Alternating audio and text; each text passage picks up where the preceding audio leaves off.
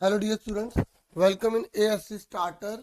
Dear student, आप सबका ना आज मैथ्स का पेपर है जो इवनिंग शिफ्ट वाले हैं। मॉर्निंग वालों का तो पेपर हो चुका है, मैंने आपको आंसर की भी प्रोवाइड कर दी थी, है ना।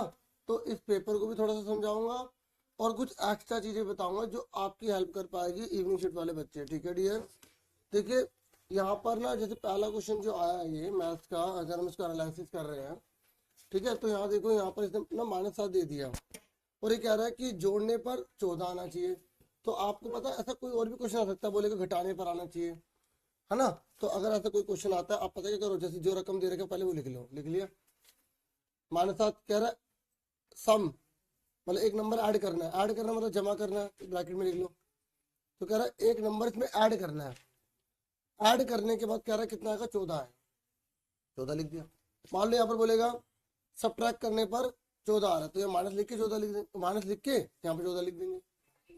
मतलब कहने का है कि क्वेश्चन जो हमें दे रखा है ना, इस क्वेश्चन के अकॉर्डिंग करना है।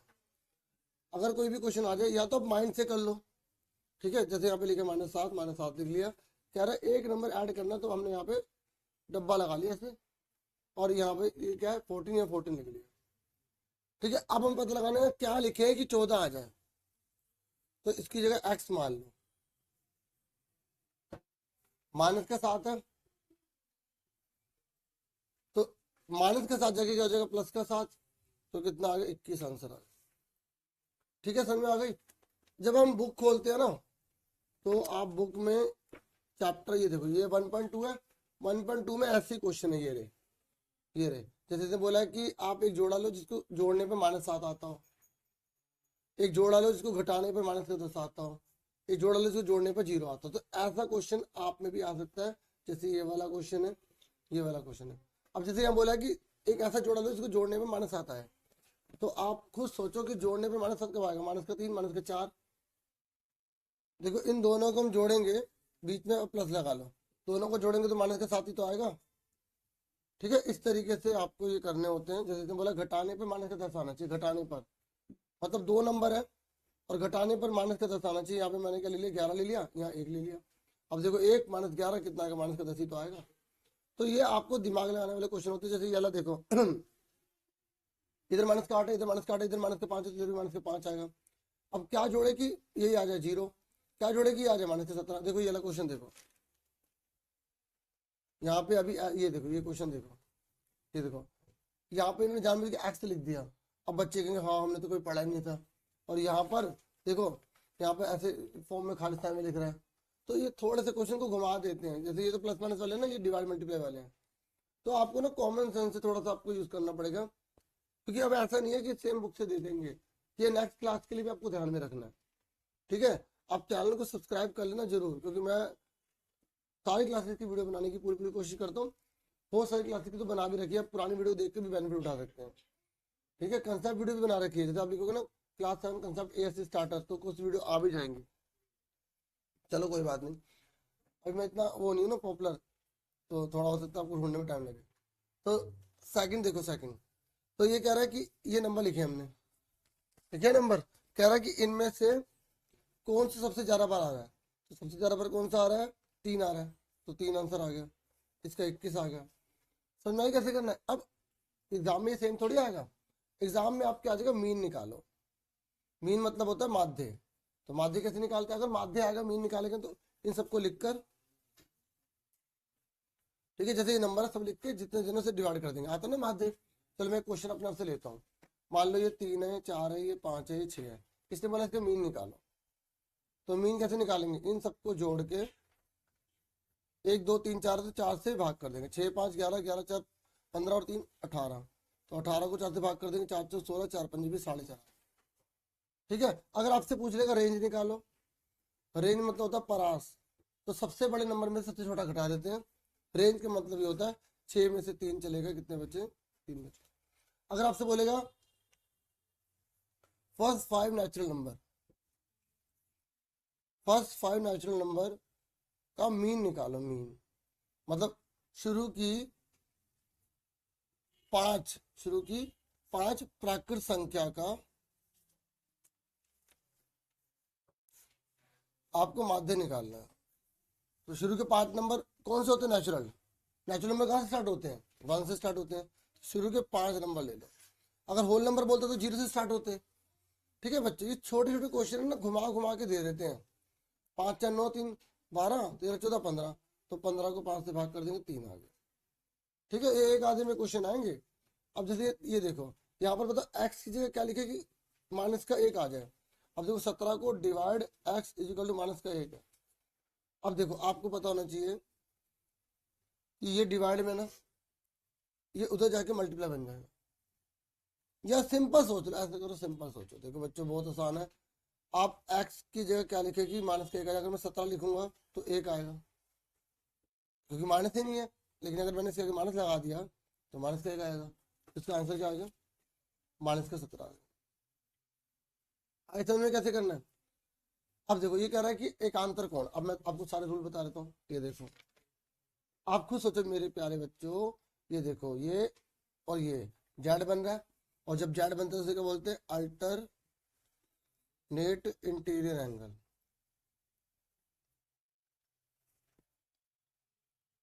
अंतः एकांतर कोण।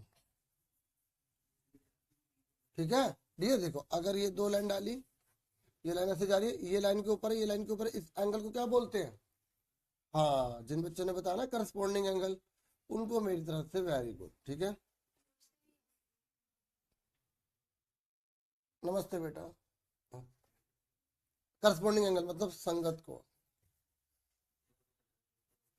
ठीक है, अगर लाइन के ऊपर है, लाइन के ऊपर है तो करस्पॉन्डिंग है। अच्छा ये बताओ, ये लाइन के नीचे, लाइन के नीचे तो इसे क्या बोलेंगे? करस्पॉन्डिंग ही बोलेंगे। अगर ये लाइन के नीचे, लाइन के नीचे, इसे क्या बोलेंगे? करस्पॉन्डिंग ही बोलेंगे। ठीक है, करस्पॉन्ड है ना, मतलब वो लाइन के नीचे जा रहा है तो वो भी लाइन के नीचे जा रहा है, और दोनों का मुंह एक तरफ है। आ रही समझ में? अब ये देखो, ये है और ये है और ये है। अब देखो ये और ये कौन सा कहलाएगा? देखो जेड बन रहा है, तो कौन सा कहलाएगा? Alternate interior angle. और देखो ये देखो, क्या ये भी जेड बन रहा है? हाँ, उल्टा जेड बन रहा है, ये भी और ये भी, तो इसे भी क्या बोलेंगे? Alternate interior angle. ठीक है, अब जैसे मैंने लाइन डाल दी और ये डाला, तो ये और ये, इन दोनों का टोटल कितना होता है? 180। इसे क्या बोलते हैं? लीनियर पेयर बोलते हैं। क्या बोलते हैं? रैखिक युग्म। रैखिक युग्म बोलते हैं। ठीक है, और मैंने ये लगा कांटा लगा, एक्स बना, तो कौन सा रूल? जल्दी बताओ। ये दोनों बराबर कौन से होंगे? Vertically opposite angle. Vertically opposite angle. ठीक है, ऊर्ध्वाधर सम्मुख कोण। ऊर्ध्वाधर सम्मुख। ठीक है, तो ये पता मैं क्यों बता रहा हूँ कि कोई और क्वेश्चन आएगा आप कर तो लोगे, क्योंकि अब पेपर सेम थोड़ी आता है। चलो ये क्लियर हो गया। अब ये कह रहे हैं कि सप्लीमेंट्री किसे कहते हैं? सबको पता होगा सप्लीमेंट्री किसे कहते हैं। देखो कुछ 5वीं क्लास के भी क्वेश्चन आएंगे ना, तो सप्लीमेंट्री जब बोलेगा, और छठी के भी आएंगे, तो सप्लीमेंट्री बोलेगा तो आपको 180 में से घटा देना। ठीक है, अब एग्जाम में कॉम्प्लीमेंट्री बोल देगा तो, कॉम्प्लीमेंट्री बोले तो पूरक, और पूरक कोण मतलब आपको 90 में से घटा देना। जब पूरक बोलेगा तो 90 में से घटाना होता है, और कॉम्प्लीमेंट्री बोलेगा तो 180 में से घटाना होता है। अब बताओ मुझे, ये दोनों एंगल क्या कहलाएंगे? दोनों का टोटल 180 है, तो इसको हम क्या बोलेंगे? हम इसको बोलेंगे, एक तो लीनियर पेयर बोलेंगे, क्या बोलेंगे? राखी युग्म। दूसरा में से बोलेंगे सप्लीमेंट्री, क्योंकि दोनों का टोटल कितना है? 180। तो इसका आंसर समझ में आ गया। अब ये कह रहे इसको सॉल्व करो, तो ये तो आप आराम से कर ही लोगे। तो 2 की पावर दे रखे 3, 5 की पावर 2, 2 की पावर 3 होंगे, 2 को 3 बार लिख लो, 5 को 2 बार लिख लो, तो 2 दूनी 4 दूनी 8, 5 पंजे 25, 25 हटे कितना होता है? 200। और अगर देखो किसी की पावर 0 होती है, वैल्यू क्या होती है? 1 होती है। और अगर -1 के ऊपर ओड लिखा आ जाए, ओड मतलब विषम संख्या लिखी आ जाए, तो माइनस का 1 होगा। अगर -1 के ऊपर इवन लिखा आ जाए तो आंसर प्लस का 1 होगा। पता ना ओड इवन क्या होता है? अगर जैसे मीन भी आ सकते ओड नंबर का निकालो, ओड नंबर कौन से होते हैं? 1 3 5 7, विषम संख्या बोलते हैं। ठीक है, थोड़ा बहुत जो वीडियो जब तक मैं थोड़ा बहुत जो आपको पढ़ा पा रहा हूँ डियर, पढ़ा रहा हूँ। ठीक है, सम संख्या क्या होती है? 2 4 6 8 10 12 इस तरीके। ठीक है, तो ये इवन नंबर होते हैं। क्लियर हो गया आपको? उसके बाद ये देखो, ये हमारा है छठा क्वेश्चन। देखो ऐसा एक क्वेश्चन आने आना है कि 15% निकालो 800 का, तो 15% निकालना है ऑफ 800। हिंदी में देख लो उल्टा लिखा होगा, तो 15 लिखा, परसेंट की जगह 100, मतलब इंग्लिश में उल्टा लिखा होता है, ये समझ लो। 15% की जगह नीचे 100 चला गया, ऑफ की जगह मल्टीप्लाई 800, तो 2 जीरो कट गई, 15 अट्ठे कितना होता है 120। ठीक है ना, सिंपल था। हाँ, अब आप में रेशियो दे सकता है, जैसे ये रेशियो दे दी, उससे बोले इसको परसेंट में निकालो, तो 3 + 4 कितना हो गया 7, तो फर्स्ट पार्ट की परसेंट निकालो। फर्स्ट पार्ट का क्या आएगा, तो 3/7 गुणा में 100, क्योंकि देखो पहला हिस्सा 3 है, और अगर सेकंड पार्ट का आ गया 4/7 गुणा में, सॉल्व कर लेना, इसको गुणा करके भाग कर देना। अब एग्जाम में ऐसे थोड़ी आगे से, मैं एग्जाम में आइडिया दे रहा हूँ। अब जैसे जैसे बोले ये सॉल्व करो, तो ये सॉल्व कैसे करेंगे, 3 की पावर 0 है, 2 की पावर 0 2 है। देखो किसी की पावर 0 होती है वैल्यू 1 होती है, किसी की पावर 0 होती है वैल्यू 1 होती है, नीचे 2, तो 2/2 कितना आ गया 1 आ गया। अब जैसे मान लो ये क्वेश्चन है, कैसे करेंगे, किसी की पावर 0 1 आ गया, 1 आ गया, 1 आ गया, तो कितना आएगा 1 ही आएगा। ठीक है, अब जैसे ये कह रहा है, अगर ऊपर वाला नहीं करते, पहले देख लेना जो इजी है वो करना, तो ये वाला कर सकते हो। अब 3/5 की पावर कितनी है 2, डिवाइड 3/5।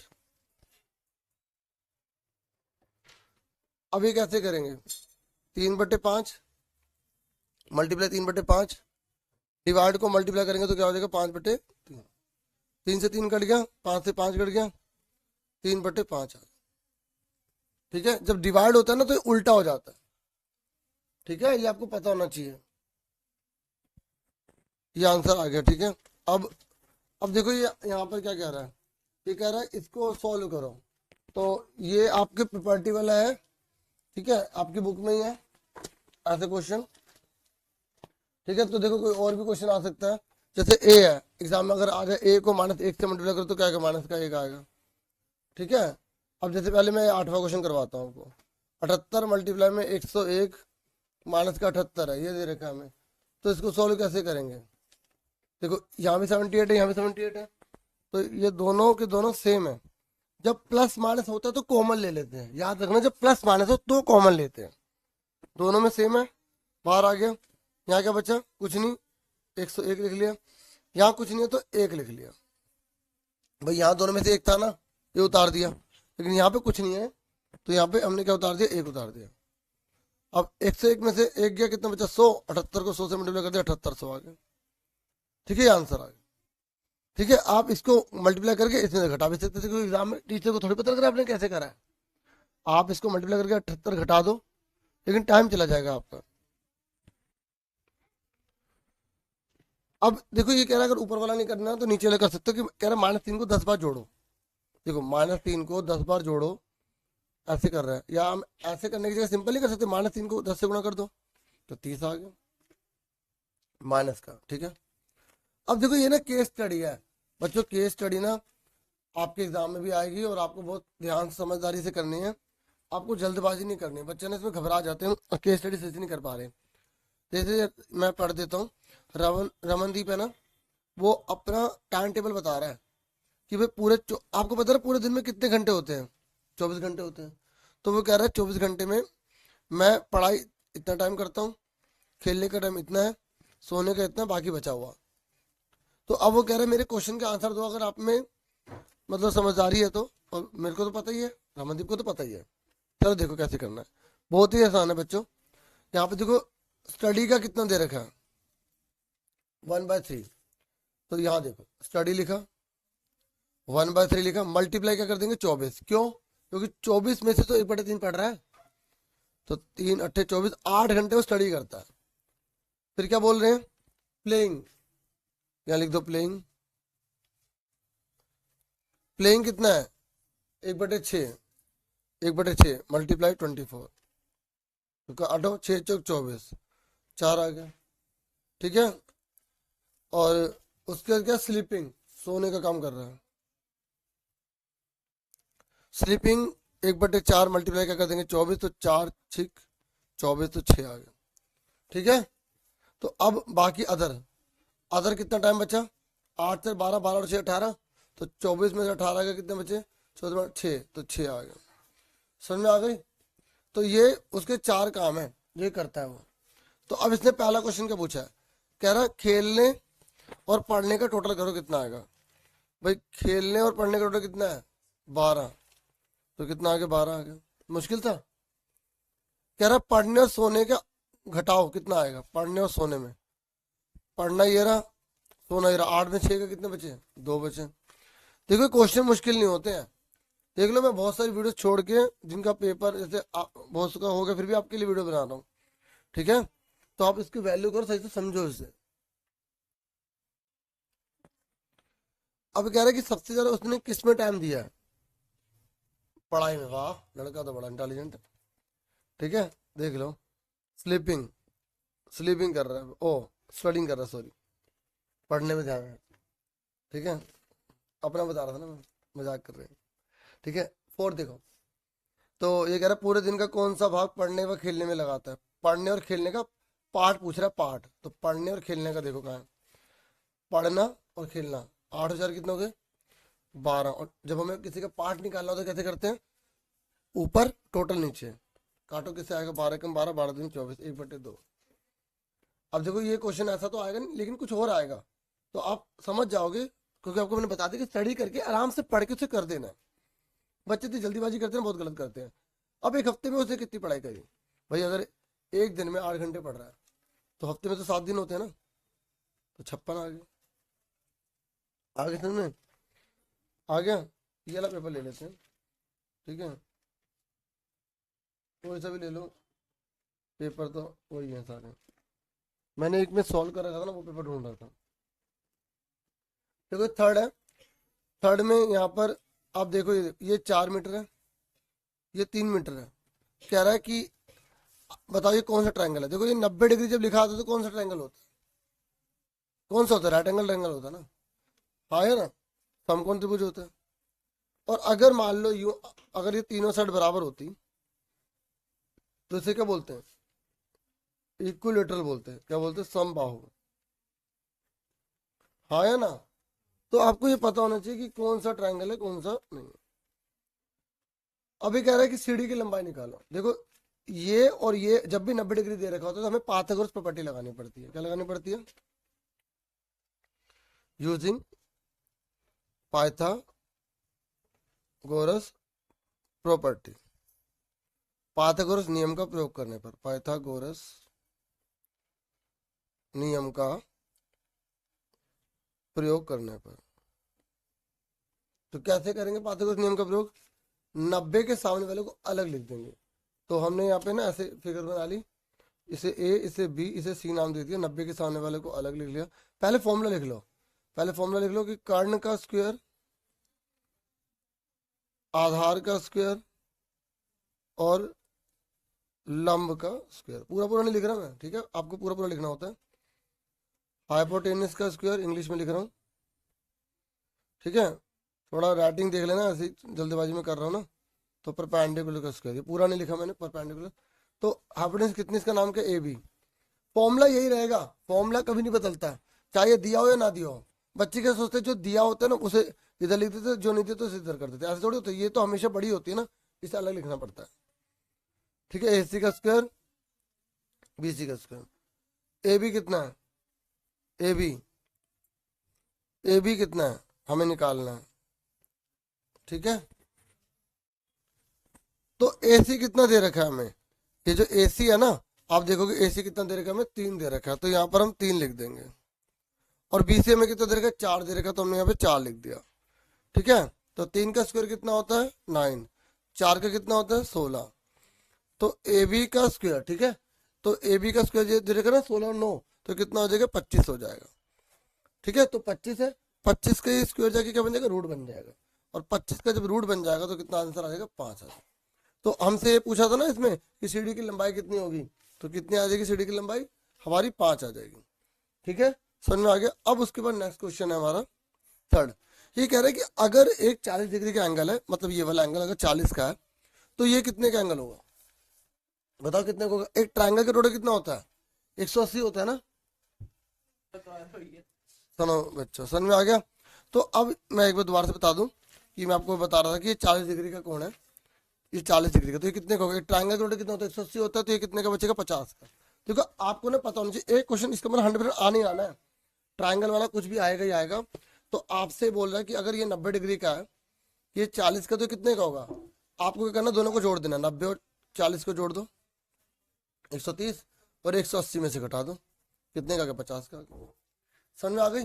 तो इस तरीके का क्वेश्चन आगे कर लोगे ना, केस स्टडी देखो कितनी आसान आई है। अब ये कह रहा है कि अगर मान लो कि राइट एंगल ट्रायंगल में दो साइड इक्वल हो जाए तो एंगल कितने का होगा? देखो कितनी बड़ी बात बोल दी उसने। कह रहा है कि अगर 90 डिग्री का एंगल है तो ये दो साइड इक्वल है, तो दो साइड इक्वल का मतलब दोनों एंगल भी इक्वल है, दोनों एंगल भी, तो ये कितने कितने के होंगे? एक ट्रायंगल का टोटल कितना होता है? 180 होता है ना। तो जब 90 डिग्री हो और ये दोनों साइड बराबर, तो एंगल बराबर होंगे। तो हमें पता है कि ट्रायंगल का टोटल कितना होता है? 180 होता है। 180 में से 90 चले गए, बच्चे 90, और 90 को आधा आधा बांट लेंगे, कितना आएगा? 45, और ये कितना आएगा? 45। ठीक है। और अगर एग्जाम में तुम्हारे में ये आ जाए कि भाई अगर मान लो तीनों साइड बराबर है तो एंगल कितने कितने का होगा? जब तीनों साइड बराबर हो तो एंगल कितने कितने का होता है? 60-60 का होता है। कितने का होता है? 60-60 का। ठीक है। तो इस वाले का आंसर कितना आएगा? इसका तो ये वाला आएगा। ठीक है। उसके बाद बोल रहा है कि इनमें से कौन सी चीज ट्रू है। तो देखो पता है क्या, ये पाथवे थ्योरम है, आपको इसका स्क्वायर करना है, इसका स्क्वायर करना है, जोड़ के देखना आ रहा नहीं आ रहा। ये मत सोचना कि 4-5 हो गए, 5-5 10 हो गए, 6-8, ठीक है 14, ये हो जाएगा। तो इसमें ना 2 लगाना भूल गए, तो यहाँ पे 2 लगाना था। अब देखो इसको सोल्व करते हैं। ये वाला इसका आंसर है। देखो 6 का स्क्वायर कितना होता है? 36, 6 दूनी 12 मत कर देना। 8 का स्क्वायर कितना होता है? 64, जोड़ो कितना आएगा? 100, और 10 की 10 में गुणा करो कितना आएगा? 100। तो बराबर नहीं आ रहा, तो ये आंसर था इसका। अब देखो ये कह रहे इससे डिवाइड करना है। क्या करना है? डिवाइड। तो देखो 0.10, ये देखो 0.10 डिवाइड करना 100 से, तो पॉइंट हटा दो, 1 2, 1 2 0 और आ गई। भाई जब हम पॉइंट आएंगे तो 2 0 नहीं आ जाएंगी, तो कितना हो गया? कितना हो गया ये? तो 0 0 काट दो, कितना आ गया? 1/1000। तो ये देखो इस 0 की जगह 1 आ गया, इस 0 की जगह 0, इस 0 की जगह 0, 1 की जगह पॉइंट लग गया, ये आंसर आ गया। ठीक है, ऐसे कर लेना सिंपल तरीके से, 0.0001। अब ये कह रहा है इस मीटर को किलोमीटर में बदलो। देखो 650 को जब हम किलोमीटर में बदलेंगे तो 1000 से भाग करेंगे, तो 0 0 कट गई, 0 की जगह कितना आ गया? 5, 0 की जगह कितना आ गया? 6, 1 की जगह कितना आ गया? पॉइंट। ठीक है, तो कितना आ गया? 0.65। आगे सोचो। अब देखो ये तीनों माइनस में है, माइनस का 1, माइनस का 2, माइनस का 3, तो 3 2 5 और 1 कितना होगा? 6। आपको याद रखना है कि अगर जितने मर्जी माइनस हो सबको जोड़ दो, मतलब माइनस माइनस माइनस जितने होंगे सबको जोड़ देंगे। ठीक है। और अगर प्लस माइनस हो, माइनस प्लस हो, तो हमेशा घटाना है, साइन बड़े का लगाना है, साइन बड़े का लगाना है। ठीक है। जैसे एग्जांपल देखो, मान लो यहाँ पे 4 आ गया, यहाँ 2 आ गया, तो क्या करेंगे? माइनस का 2। और अगर मान लो यहाँ 4 आ गया, माइनस का 2 आ गया, तो प्लस का 2, क्योंकि प्लस की रकम बढ़ी है। और अगर तीनों ऐसे माइनस आ गया तो क्या करेंगे? 9। अगर ये आ गया, कैसे करेंगे? पहले माइनस माइनस जोड़ लो,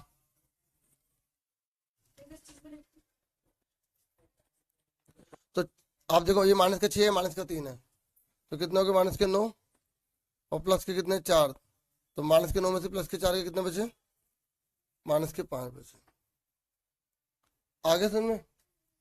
ठीक है। देखो माइनस वाले पहले जोड़ लेते हैं और फिर प्लस। अब एक माइनस का एक प्लस का हमेशा घटाना है, हमेशा घटाना, साइन बड़े का लगाना है, साइन बड़े का लगाना है। तो बच्चों अब देखो ये कैसे करना है। ये 18 4 - 6, देखो बोर्ड मास का रूल लगाना होता है। मैंने बोर्ड मास की वीडियो बना रखी है, आप बोर्ड मास लिख के ASC स्टार्टर लिखेंगे, वीडियो आ जाएगी। तो वो वाली वीडियो भी जरूर देख लेना, बाद में देख लेना कभी फिर कभी। चैनल का नाम लिखना पूरा, मैं सही से लिख दूँ ASC स्टार्टर ASC। आप सबके सहयोग की वजह से, ठीक है, 1 लाख सब्सक्राइबर होने वाले हैं। आप सबका बहुत बहुत शुक्रिया। ठीक है, बहुत बहुत शुक्रिया आप सबका। 6 में से 4 के कितने बचे? माइनस के 2, 18 दूनी 36 आ गए। देखो प्लस की रकम बड़ी है, माइनस की बड़ी है? माइनस की बड़ी है ना, इसलिए माइनस का साइन आएगा। 18 दूनी 36 हो गया। ठीक है। अब यहाँ पर बोल रहे ये सारे एंगल देखो, फटाफट निकालो। एक लाइन का टोटल कितना होता है? 180। ये 50 का तो कितने का होगा? 130 का। एक लाइन का टोटल 180 होता है ना, ये 50 का तो 130 का तो होगा। और ये 50 का कितने का होगा? एक लाइन का टोटल कितना होता है? 180। ये लाइन नहीं बन रही, तो कितना है? 130। इसको और तरीके और कैसे कर सकते थे? कांटा लगा, ये और तो ये, 130 ये भी 130 होगा, ये 50 ये भी 50 होगा, है ना। अब बताओ ये 50 का तो ये कितने का होगा। देखो ये भी लाइन के ऊपर एंगल है, ये भी लाइन के ऊपर है। जब लाइन के ऊपर एंगल होता है उसे क्या बोलते हैं, करस्पॉन्डिंग। ये भी 50 को संगत कोण बोलते हैं। अब देखो ये लाइन के नीचे है, ये भी लाइन के नीचे, ये लाइन के नीचे वाला 130 है तो लाइन के नीचे वाला 130 होगा, हाँ है ना। अभी 50 का तो कितने को, 50 का 130 का तो कितने को, 130 का। आसान था नहीं आसान था। अब पूछो क्या है इसने, कह रहा एफ बताओ कितने का, एफ कहाँ है, एफ ये रहा 50 का, तो एफ मैचिंग कर दो 50। कह रहा डी कितने का, डी कहाँ है, डी देखो डी कहाँ, ये रहा 130 का, मैचिंग कर दो डी 130। कह रहा सी और ई को जोड़ दो, सी और ई को जोड़ो, टी कहाँ है, ये रहा, ई कहाँ, ये रहा। 50 130 कितने होते हैं, 180, तो ये 180 आ गया। बचा क्या, ये बचा, समझ में आई, ठीक है। अब देखो यहाँ पर इसने बोला कितने अंक आए, देखो ये ना इसने परसेंटेज में नहीं लिखा, क्वेश्चन गलत आ गया तो मैंने आंसर की चेक कर दी, परसेंटेज में निकालना था। तो अगर आपको परसेंटेज निकालनी होती है तो कैसे निकालेंगे परसेंटेज, परसेंटेज कैसे निकालते हैं, 366 ऊपर, जिसकी बात कर रहा है ऊपर, टोटल नीचे, गुणा में 100। तो देखो 2 जीरो कट गई, 6 6 36, 6 कम 6, तो 61% आ गया, ठीक है। ऐसे करना है। अब इससे बोला यदि किसी त्रिभुज की 2 भुजाएं इतनी है 5 और 8, तीसरी भुजा की कम से कम कितनी माप होगी। देखो अगर हमें कम से कम पता लगाना पड़ता है, देखो आपसे में ये पूछ लेगा 3 सेंटीमीटर, 8 सेंटीमीटर, 5 सेंटीमीटर, बताओ क्या इसका त्रिभुज बन सकता है, क्या इसका त्रिभुज बन सकता है, नहीं, नहीं बन सकता। क्यों, त्रिभुज तभी बनता है जब 2 जनों का टोटल, त्रिभुज मतलब ट्राइंगल, ठीक है, इंग्लिश वाले ट्राइंगल, त्रिभुज तभी बनेगा जब 2 जनों का टोटल तीसरे से बड़ा होगा। यहाँ पर 2 जनों का टोटल करो 5 3 8, ये सब बराबर आ रहा है ना, त्रिभुज नहीं बनेगा। तो त्रिभुज तभी बनता है जब 2 जनों का टोटल तीसरे से बड़ा हो। तीनों को देखना पड़ेगा, 8 5 13 बड़ा है, 8 3 11 बड़ा है, लेकिन तीनों 5 तो बड़ा नहीं है ना, 8 आ रहा बराबर आ रहा है ना, तो नहीं है। तो ये कह रहा है कि अगर एक 5 का है एक 8 का, तो तीसरी भुजा कितने की होगी। जब छोटी से छोटी बोलेगा तो 8 में से 5 का 3, तो बोलोगे 3 से बड़ी होगी। और अगर एग्जाम में आ जाएगा कि बड़ी से बड़ी कितनी होगी, तो 8 और 5 कितने होगा 13, तो बोलोगे 13 से छोटी होगी, 13 से छोटी होगी। इस तरीके से आपको करना है, ठीक है। अब देखो ये 60 का, ये 70 का, तो ये कितने का होगा। देखो एक इन्हें बोला x प्लस वाई बताओ, आपको पता है ट्राइंगल का टोटल कितना होता है, 180 होता है ना। अब ये 60 का तो कितने का बचेगा, 180 में 60 का कितना बचेगा, 120, इन दोनों का टोटल 120 आएगा। आप ऐसे भी कर सकते हो, 70 का तो ये 70 का होगा, ये 70 60 130, ये कितना 50, तो दोनों को जोड़ दो, 70 50 120। ये वाला तो फॉर्म आपको, अब देखो बाकी जो ये वीडियो है ना, मैंने एक दूसरी वीडियो बना रखी है, तो ये आप उसमें से देख लेना थोड़ा सा, ठीक है। अभी के लिए इतना काफ़ी, मैं दूसरी वीडियो मैंने बना रखी है आंसर की वाली, वो डिस्क्रिप्शन में आपको लिंक दे दूंगा, उसमें से देख लेना। और ये वाला ऐसा क्वेश्चन आएगा, फ्रंट वाला और पास वाले बता दोगे कौन सा कैसा है, बता दोगे ना, ठीक है। ये आपको बार ग्राफ बनाना है इस तरीके से अलग अलग वाला, ठीक है। और ये क्वेश्चन है 2 4, ये आप उस वीडियो में देख लेना, मैंने उसमें भी समझा रखे हैं, आपको आ जाएंगे। तो अभी की वीडियो में इतना ही काफ़ी है। Thank you for watching and listening carefully, take care student. आप सबको मेरी तरफ से ऑल द बेस्ट। वीडियो को लाइक, चैनल को सब्सक्राइब कर देना। Thank you.